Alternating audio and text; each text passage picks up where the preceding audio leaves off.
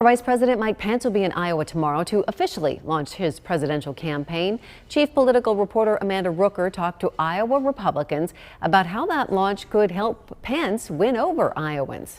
Well, Stacey, the former vice president is joining a really already crowded field of Republican candidates. And as he looks to gain support, some Iowa Republicans are telling me launching a campaign in the Hawkeye state will give the former vice president a strong start.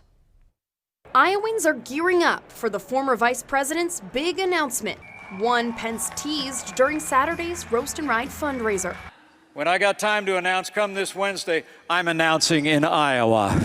Iowa Republicans like Chris Werman say starting a campaign in the Hawkeye state could help Pence build support here in Iowa. I think it's a great compliment to the state of Iowa that he's chosen to make his announcement here on behalf of recognizing really the importance that Iowa caucuses have as first in the nation. Ankeny Republican Carmen Bowl agrees. Yes, I do believe that does make a difference to Iowans. But Bowl says Iowans are full of questions, wanting to hear more on Pence's policies and potential path forward. I think a lot of Iowan Republicans have respect, great respect for the vice president.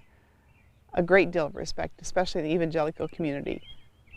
But I think they worry, does he have the oomph to get there? The former vice president will spend Wednesday introducing himself to Iowans and answering their questions at a CNN town hall.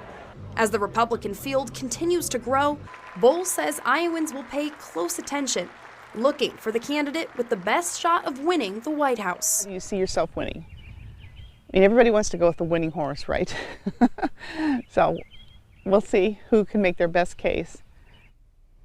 And I sat down for a one-on-one interview with the former vice president last month. Coming up at 6, Pence tells me how he plans to win over Republicans in the Hawkeye state. Stacey. Amanda, thank you. Pence will have a town hall meeting tomorrow as well, and his town hall comes 3 days after fellow contender Nikki Haley's town hall in Des Moines.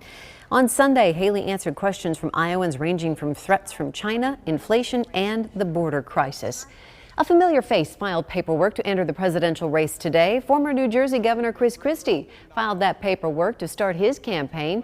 He also ran for president in 2016.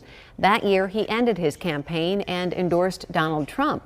Christie is now positioning himself as the Republican candidate willing to go after the former president. And tomorrow, North Dakota Governor Doug Burgum is expected to announce his presidential run. He has been North Dakota's governor since 2016. Burgum has a conservative track record as governor, signing a bill this year that bans gender transition medical procedures for most minors. He also enacted a near total ban on abortions in his state. With Christie's announcement, the field of high-profile Republicans in the race has increased to 9. The other 8 include Florida Governor Ron DeSantis, South Carolina Senator Tim Scott, and former President Donald Trump.